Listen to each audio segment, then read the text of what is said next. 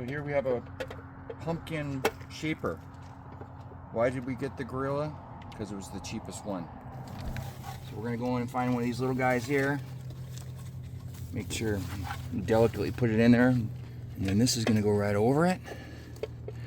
And I think the clearness, now we've got some bolts. Also helps and nuts. Grow the pumpkin. I'm not gonna worry about using a wrench right now. Just gonna do one at a time.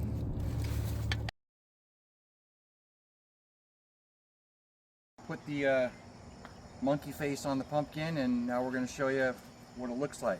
So come on down here. Here it is. You can see inside there.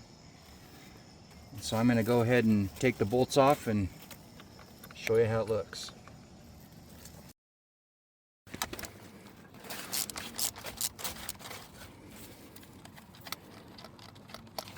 Here we go.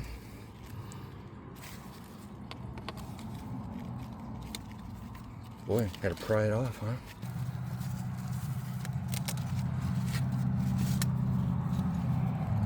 Our face there.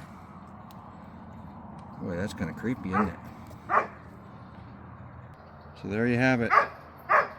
Full face gorilla. Maybe next year we'll get a different style.